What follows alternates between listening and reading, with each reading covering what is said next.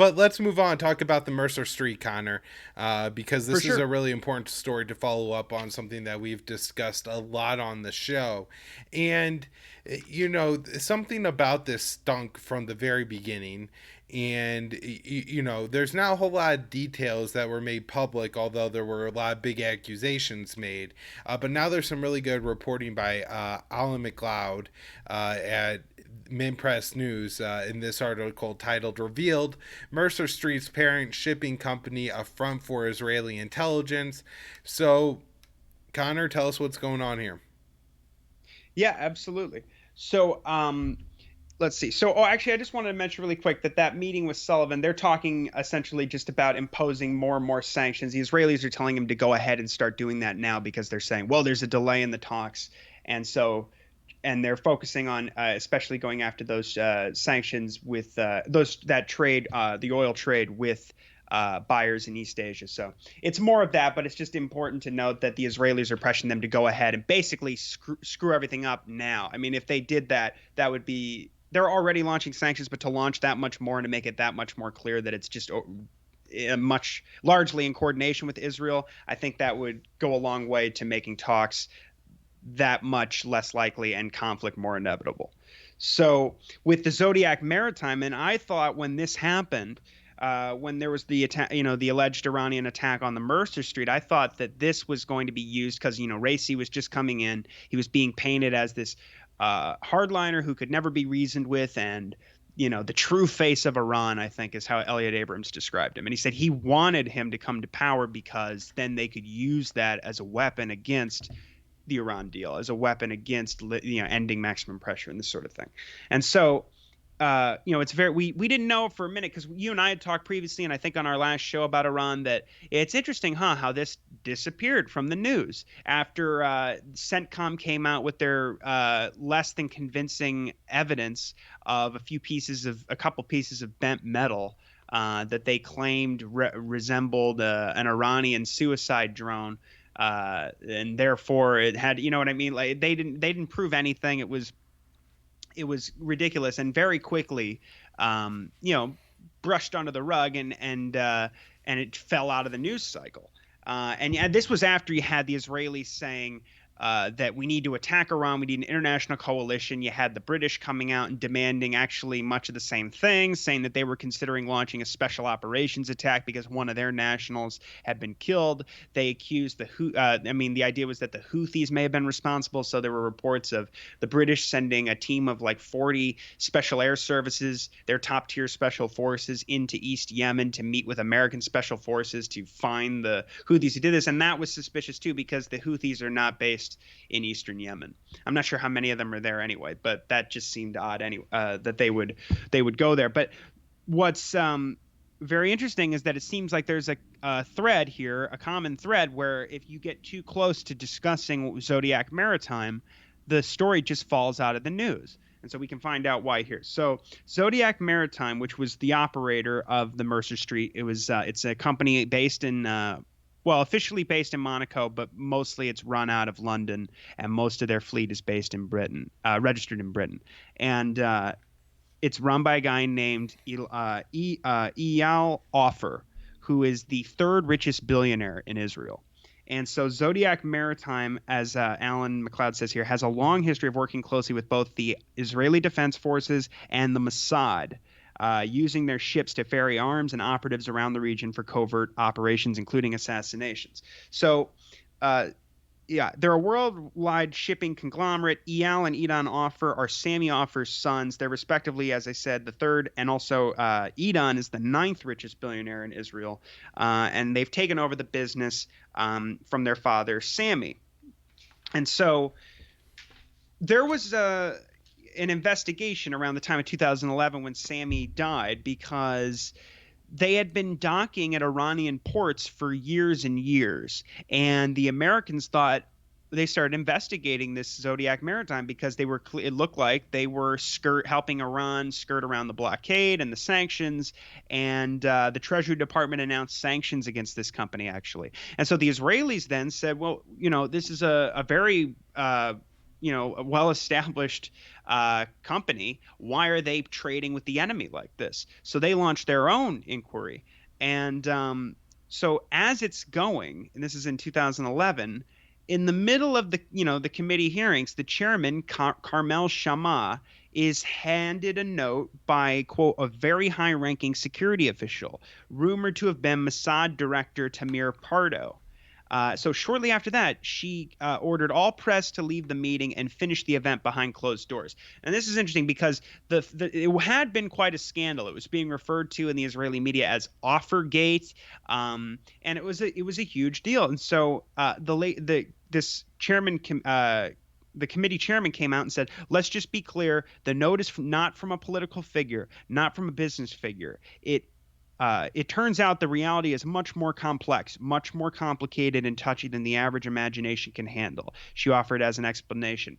And so, as Alan says, the reaction from the Knesset and the U.S. government suggests that it was extremely secret. They didn't seem to know what was going on either. It was going on behind their backs. You had Netanyahu come out and say that, yeah, I think this is around the time that Sammy Offer is dying, and he says he's a Zion, Sammy is a Zionist through and through. And you had Meir Dagon, who was a former director of the Mossad, who recently retired, came out and said this case had been blown out of proportion, and that it was likely that the Offer family had been acting in the interests or service, I should say, of the state of Israel. So we'll get into like what they were involved in. So they had for years been using their cargo ships with modified hulls to ferry Israeli Black Hawk helicopters into Iran to conduct reconnaissance missions and spying operations over, their alleged nuclear program. And so, as Alan says, and so the business, as he says, their business relationship with Iranian ports and shipping companies over the years was crucial to the endeavor because it provides the cover and the means to enter their waters without attracting suspicion. And he says the year before Offergate blew up in the Israeli media, the Zodiac maritime boats were used in an assassination mission against a Palestinian leader named Mahmoud al-Mubah. He was a Hamas official responsible for procuring weapons. He's killed in a Dubai hotel room by Israeli secret agents who were posing as workers and using forged passports. They drugged this guy in his hotel room, electrocuted him, and then smothered him with a pillow. Now, some of these operatives escaped on the same ship they arrived on. But some Emirati police, the Emirati police were able to identify some of the perpetrators. And Australia, the United Kingdom, and Ireland expelled Israeli diplomats because the Mossad had used fake passports from their countries to commit the assassination. So, and then also he says this goes back decades. You look at 1988, you had a guy who would be the future under the command of Moshe Ya'alon, who would be in the future be the vice prime minister, minister of defense. Moshe Ya'alon famously said, I believe in 2016, I think it's even in the Washington Post, I cited it in one of my early articles. He infamously said, I'd much rather see ISIS rule all of Syria than the Iran-backed government. And have, obviously have ISIS on their borders. It wasn't a concern to him as much as getting rid of Assad. So so they used modified cargo ships to smuggle soldiers and helicopters into Tunisia, where they killed the deputy leader of the PLO, Khalil al-Wazir, before returning the ship and making a hasty retreat. And so what Alan says is that, perhaps if Iran did do this, and I'm not saying they did and he isn't either. He's saying, potentially they suspected something about the Mercer Street that's not publicly known. The vessel was traveling from Africa to the UAE, and when hit, was about to enter the Gulf of Oman, the narrow maritime passage between the Arabian Peninsula and Iran. And there was reportedly no cargo on board, which I always thought was strange. And so then we can get into, there was a lot of controversy, especially the British were incensed because one of their nationals had been killed. And as you said when we discussed this, I think the first time, that the British are acting like, hey, this time somebody got killed whose life matters.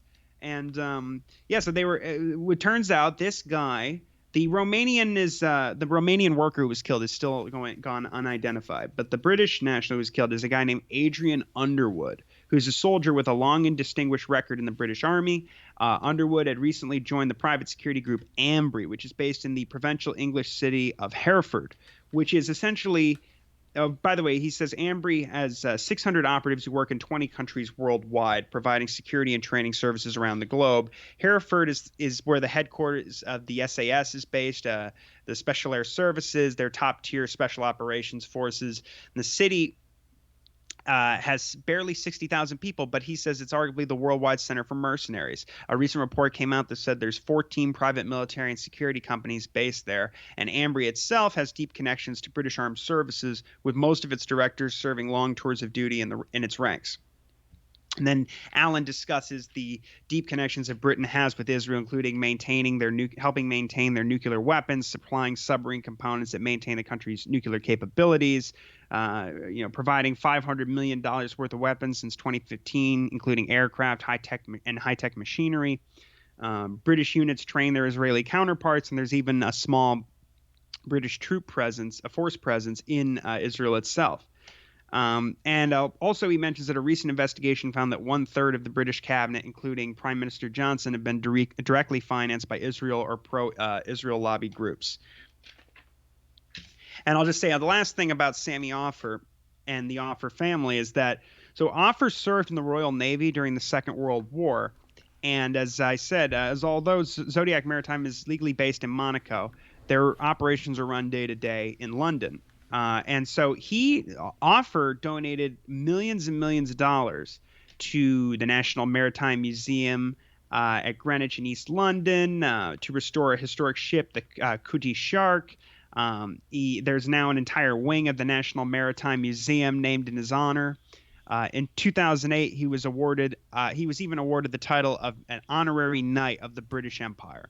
And his sons, Eyal and Edan, who also live in London, have continued this practice of donating to major cultural and art institutions in England.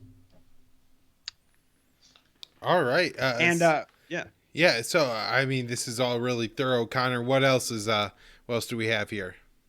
Well, so he also points out that it was interesting that very quickly in responding to distress calls, you had a U.S. aircraft carrier, the USS Ronald Reagan, escort the ship to a safe port. And we already discussed the CENTCOM investigation. You had the SAS send that team to East Yemen, and we had, the U.S. and Israel both blamed Iran for the incident. Upon review of they said, Blinken was saying, upon review of the available information, we are confident that Iran conducted this attack. And he was saying things like this, before even CENTCOM presented their unimpressive evidence, and was saying that they were looking at next steps, consulting with governments in the region and beyond on an appropriate response, which will be forthcoming. And I don't think really that has necessarily panned out. It's not as if they've been sanctioned for that. What is interesting is the last time we discussed this, Lloyd Austin was using the Mercer Street in his talking points, supporting this, more military aid. Well, he was saying, his support for Israeli, essentially military supremacy in the region, the qualitative military edge. For him, it's ironclad. He's committed. I forget steadfast. They have all their buzzwords. But he said this, and he also used it. He also said he was going to make sure that they got that extra $1 billion in aid for the Iron Dome, and that just went through. And basically, they still haven't proved that Iran did this. The story is obviously vastly more nuanced than we originally were led to believe. And again, as we said, they're using it, and the fact that it has been ignored mostly since it was used for the purpose for the exploitation. They are using it now to support more and more support for Israel, and I don't know what that forthcoming response will be, but perhaps, it might not be the justification they use to skirt the deal, and I haven't seen them impose more sanctions over this, but the American military and the Israelis are using this as rhetoric to justify, the Israelis, as we said, putting more forces in more naval presence in the Red Sea. And also, like I said, it's being used as talking points by the Pentagon. All right, Connor.